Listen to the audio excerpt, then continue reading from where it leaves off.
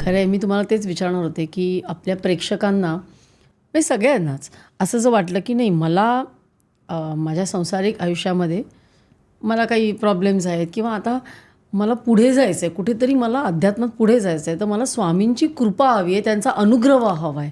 तर काय केलं पाहिजे? पहिली गोष्ट मी अनुग्रह का कशाला एखाद्याच्या तुम्ही एकदम डायरेक्ट मांडीवरती जाऊन याचा विचार करता. आधी हात पसरा ना. चला कृपा हवी आहे, आशीर्वाद पायाकडे हवा आहे. पायाकडे बसून तुम्ही जर हात पसरला तो दाता आहे ना. मागा म्हणजे ना हां, तो दाता आहे. देव कोण आहे?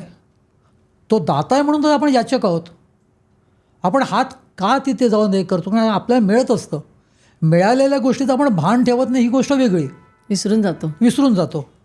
किंवा एखादी गोष्ट आपण जेव्हा स्वामी महाराजांकडे जातो, सोमवारी जाऊन मी आलो आणि पुन्हा बुधवारी गेलो. सोमवारी मागितलेलं मला मंगळवारी मिळालं आहे, त्याचं मी भानच ठेवत नाही. बुधवारी नवीन मागतो. बुधवारी नवीन मागणं असतं माझं. आपल्या मागणं संपत नाहीत, काही हरकत नाही. महाराजांना त्याच्याशी काही देत आहे, महाराज द्यायलाच बसलेले आहेत. पण ह्या सगळ्या गोष्टीवरती तुम्ही महाराजांच्याकडे जाऊन जरी तुम्ही त्याची जाण ठेवलीत नाही, तरीसुद्धा तुम्हाला प्रत्येक गोष्ट जी पाहिजे ती जर मिळत असेल तर एक उत्तम मनुष्य होण्याची तरी जाण ठेवा. स्वामी महाराज हे मूलब्रह्माचं एक असं एक काय म्हणतो आपण त्याला स्वरूप आहे. तसं इतरसुद्धा वेगवेगळ्या स्वरूपाचा वेगवेगळा हे स्वभाव आहे. मी कधीकधी असं सहज ह्याच्यामध्ये हे करतो, मस्करीमध्ये म्हणतो, विठोबा दोन्ही हात आहे ना ते कमरेवर घेऊन बसलेलं आहे, उभा आहे म्हणजे दोन्ही हात. आमचे महाराज नाहीत. आमचे महाराज एक हात कमरेवर आहे, दुसरा हात सुट्टा आहे. कारणच त्याचं मुळात असं आहे, तुम्ही जर डाव्या बाजूला बघाल तर तिथे तुम्हाला वेगळं उत्तर आहे. पण तुम्ही तुमच्या आयुष्याकडे उजव्या बाजूला बघाल तर तो विठोबाच आहे तुमच्यासाठी. मग हे मी गमतीत बोलतो, हे काय महाराजांचं खरं स्वरूप कळलेलं नाही आहे मला. पण शेवटी आपली वागणूक जी असते, आपलं बिहेवियर जे असतं समाजामध्ये, आपलं आचरण, ते आपली खूप वाणी. काउंट करतं. काहीही गरज नाही हो महाराजांचं नाव घेण्याची म्हणा किंवा स्वामी महाराजांची जप म्हणा. आणि महाराजांची सेवा म्हणजे काय, मला अजूनपर्यंत हाच विषय समजलेला नाही आहे. महाराजांच्या मठात जाणार, त्या काचेच्या फोटोभोवती तुम्ही अशी पूर्ण प्रदक्षिणा घालणार, तिथे 1-1.5 तास तुम्ही तुमचा वाया घालवणार. मग काय केलं पाहिजे? आणि बाहेर येऊन तुम्ही मला असं विचित्र वागणं सगळ्यांकडे. मुळात महाराज म्हणा किंवा देव म्हणा ह्यांच्या त्या स्वरूपाला आपल्याकडून काय अपेक्षा आहे त्याचा कधी कोण आपण आज मी तेपर्यंत विचार केला आहे? आपण नाही विचार केला तो. आपल्याला एकच आपल्याला असं वाटत असतं की आपण जेव्हा महाराजांबद्दल असं काहीतरी बोलावं की आपलं ऐकणाऱ्या लोक आहेत ते महाराजांकडे वळावी. महाराजांचं कॅनव्हासिंग करणारा मी कोण आहे मुळामध्ये?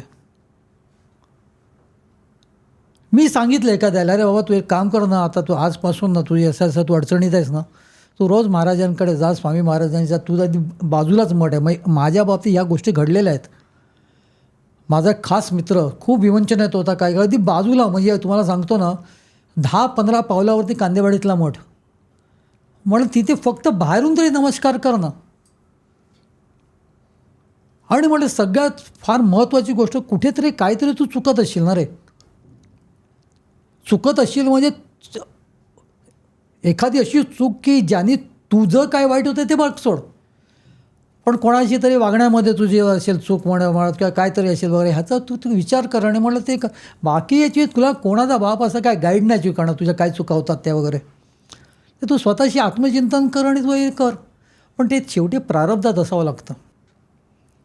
प्रत्येकाचं काम नाही आहे की तुम्ही हे बघा, म्हणजे मी असं स्वतःला काय ते विशेष कळतं म्हणून सांगत नाही आहे. पण एक गोष्ट मी मार्क केलेली आहे, आपल्याला आपल्याला कळूनसुद्धा आपण नाही सुधरू शकत.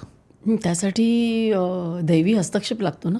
दैवी हस्तक्षेपसुद्धा तुमच्या प्रारब्धात असावा लागतो ना. मग नाही तर मग ठेविले अनंत असं राहावं लागेल. ठीक आहे, चालू आहे माझं. तसंच चाललेलं आहे. पण ठेविले अनंत असं कोणी विचार करतच नाही. अनंताने ठेवला हा जरी भान असेल तरीसुद्धा खूप काय मिळवलं ना आपण. निदान ते अनंताचं स्मरण होतं आहे.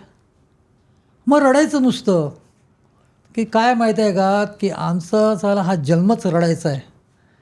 आम्हाला कधी काहीच मिळालं, पण आतापर्यंत जे काय मिळालेलं आहे त्याचा कधीच आपण विचार पण केलेला नाही. माझं 100% असं म्हणणं नाही आहे की जे मिळालं तुम्ही त्याच्यामध्ये संतुष्ट राहा, महत्त्वाकांक्षी राहा, त्याच्यावरती वादच नाही आहे. कारण शेवटी महाराजांनी तुम्हाला प्रपंचामध्ये जन्म दिलेला आहे. तुम्हाला स्वार्थ, लोभ, मद, मत्सर सगळं असणार, तो बाळगूनसुद्धा त्या लिमिटमध्ये जाऊनसुद्धा तुम्ही जर सगळं व्यवस्थित जे तुमच्या हातामध्ये आहे तेवढं जरी तुम्ही प्रॅक्टिस केली ना तरीसुद्धा खूप झालं ना. महाराजांनी सेवेचं पण सांगितलं आहे ना, काय सेवा करा कोणाची? लोकांची, चांगलं वागा, हां, मग खूप हे मदत बघ, करा. महाराजांनी असं ओव्हरऑल असं कोणाला सांगितलेलं नाही आहे, पण एखादा माणूस चुकला का त्याला ताबडतोब त्याचे कानपिचक्या दिलेल्या आहेत, त्याच्यावरून आपल्याला बोध घ्यायचा असतो. म्हणजे आता अलीकडे ज्या पद्धतीने महाराजांना प्रेझेंट करतात ना की महाराज ह्याला बोलवतात, त्याची हे करतात, तो असं का केलं तसं का केलं, तेवढं महाराज बालउन्मनी अवस्थेत होते हो. मी त्याला दैवी आघात म्हणतो. म्हणजे स्वामी महाराजांच्याबद्दल बोलत नाही मी. एखादा म्हणजे खूप वेळा बघा, आपण स्वामीसुतांचं उदाहरण घ्या. हरिभाऊ तावडे 24-25 वर्षाचा देखणा पोरगा, देखणा, श्रीमंत घरातला, महाराजांकडे गेला. महाराजांनी त्याला स्वतःचा सूत केला, पुत्र केला, आणि तिथपासून त्यांची जी अवस्था सगळीच बदलली. इथपर्यंत की ते संबंध म्हणजे पूर्ण ट्रान्समध्ये असायचे, वेड्यासारखे काहीतरी पुटपुटत राहायचे. आणि एवढंच नाही तर त्यांचं पाहता पाहता त्यांचा एक डोळा असा बारीक वगैरे झालेला. आज आपण बघा कितीतरी वेळा आपण असे संत लुळे पांगळे वगैरे आपल्याला दिसतात. याच्यावरती मी डोळा का बारीक झाला? तोच म्हणजे एकदा असंच बोलता बोलता मला तो एक शब्द सुचला होता, दैवी आघात. दैवीसुद्धा आघात होतात. आणि तोच तो आघात असतो तो आपल्या दृष्टीने म्हणजे आपण एक सामान्य मी मिलिंद पिळगावकर, तुम्ही डॉक्टर मंजिरी, आपण आपल्या ज्या पद्धतीने आपल्याला आज महाराजांनी ठेवलं आहे त्या पद्धतीने आपण जर विचार केलात तर हरिभाऊचं स्वामीसूत झाला म्हणजे काय झालं? त्याच्या आयुष्याचं पार वाटोळं झालं ना. तो स्वतः काय परमोच्च आनंद भोगत असेल तर त्याचा त्याला माहिती आहे. पहिली गोष्ट म्हणजे त्याची बायको दुःखी झाली, त्यांची आई दुःखी झाली. एवढी दुःखी झालीच नाही तर महाराजांनी त्यांनाच स्वतःच्या चिंतनामध्ये आधी परमोच्च अवस्थेला सुद्धा नेऊन पोचवलं, ज्याला आपण म्हणतो की त्यांनी प्राण सोडला. जेव्हा एखादा कोण जर समजा स्वामीसुतांबद्दल माझ्याकडे डिस्कस करतो तेव्हा काय नशीब नाही, स्वामी त्यांना मांडीवरती घेतलं. म्हटलं ते नशीब तुमच्या मुलाला प्राप्त झालं तर. अरे बापरे, काय बोलता हो तुम्ही, असं नका बोलू. म्हटलं का असं का? आयुष्यभर स्वराज्यासाठी म्हणतं भोग न भोगणारा छत्रपती शिवाजी महाराज हे आपल्या घरात का जन्मू नये? का तुम्ही जिजाऊ नाही होऊ शकत? काहीतरी त्याग. त्या माऊलींनी स्वतःची 2 मुलं स्वामींना दिली, माहिती आहे ना तुम्हाला. स्वामीसुतांच्या नंतर त्यांचा जो धाकटा भाऊ होता तो सुद्धा महाराजांनी घेतला. मग आपल्या दृष्टीने काय? आपल्या दृष्टीने म्हणजे एक ॲज अ मिलिंद पिळगावकर मला विचारलं की हरिभाऊंचा स्वामीसूत झाला म्हणजे नेमकं काय झालं, महाराजांनी त्यांचं काय केलं? मला त्यांचं कधी नशीब दिसणार नाही. ते स्वतः परमोच्च आनंद जो काय भोगत असले तो नाही. मला काय दिसलं? मला फक्त एवढंच दिसलं की महाराजांनी त्या होतकरू पोराचं आयुष्याचं बट्ट्याबोळ करून टाकलं, सत्यानाश केला. हे सामान्य दृष्टिकोनातून. आणि सामान्य नाही ती दृष्टिकोन, तोच दृष्टिकोन आपला सर्वांचा आहे. वरवर आपल्याला असं बोलतो आपण, नाही ठीक आहे स्वामी महाराजांनी म्हणजे त्यांचं किती थोर नशीब असेल का ते स्ट्रेट परब्रह्म परमेश्वराचे पुत्र झाले, सूत झाले. ते भोगायला राहिलेच नाही स्वतः. त्यांची कोणी निंदा करो काही करो त्याचा समाचार स्वामी घ्यायचे अक्कलकोटमध्ये. त्यांना काही कधीच फरक नाही पडला. म्हणजे त्यांच्या तोंडावरती सुद्धा त्यांना येऊन शिव्या देणारी लोकं होती. पण हे सगळं घडत असताना त्यांची आई होती, तिला अपार दुःख झालं. त्यांची बायको होती, त्यांची मुलगीसुद्धा होती जी स्वामी महाराजांनी अंगा खांद्यावर खेळूनसुद्धा तिने आयुष्यामध्ये सुख हे काय प्रकार भोगलाच नाही. अगदी शेवटपर्यंत तिन्हीसुद्धा. काय सूर्याच्या जवळ गेलं की होरपळायला होतं ना. असं म्हणा पाहिजे तर. हो हो असेल. छान उपमा आहे ही तुमची, बरोबर. खरं आहे खरं आहे. मी अजून याचा विचार नव्हता केला. आणि म्हणूनच मी तुम्हाला सांगतो ना की सामान्य राहा, काही हरकत नाही, पण जे राहाल ते उत्तम राहा. छान आहे. मला असं वाटतं की हाच संदेश महत्त्वाचा आहे की एक माणूस म्हणून राहा. येस, प्रश्न नाही. माणूस म्हणून उत्तम माणूस. उत्तम माणूस. तुमच्याकडून कोणी दुखवला न जाणं हे फार महत्त्वाचं आहे. Be a good human being. म्हणजे माझ्या परखड स्वभावाकडे पाहता मी आता हे तुम्हाला जे काय बोलतो हे थोडंसं लोकांना हास्यास्पद वाटेल, पण परखड जिथे असावं तिथे असावं, नाही असं नाही. विनाकारण कशाला कोणाला काय दुखवायचं मला सांगा ना. पण आध्यात्मिकता म्हणजे तेच आहे ना. पहिले तुम्ही स्वतः आदर्श व्हा किंवा तुमचं आचरण, तुमची वाणी ही तर सुधरा, मग आपण दुसऱ्यांना उपदेश करू. जेवढं तुम्हाला जमते तेवढं करा. निदान ते त्या दिशेकडे वाटचाल करा. सगळं होतं आपोआप जमेल तुम्हाला. खूप छान. तुम्ही आज खूप छान सांगितलं. आणि मुख्य म्हणजे ना आपल्या पॉडकास्टचा उद्देश हाच आहे. आता कितीतरी अवतारी पुरुष होऊन गेले. आज आपण स्वामी समर्थ, स्वामी सुतांबद्दल बोललो आणि खूप जणांना अनुभूती येतच असतात. आपण एक वेगळा अर्थ इथे लावला की दैवी अनुभव, दैवी अनुभूती, मिरकल्स, ह्याच्यापेक्षा तुम्ही स्वतःमध्ये परिवर्तन म्हणजे काही नाही. जे आहात तेच चांगले व्हा. बरोबर. हेच आपण बघितलं. आपल्या पॉडकास्टचा उद्देश जो आहे ना तोच आहे ट्रान्सफॉर्मेशन. म्हणजे स्वतःमध्ये ते परिवर्तन घडवून आणा.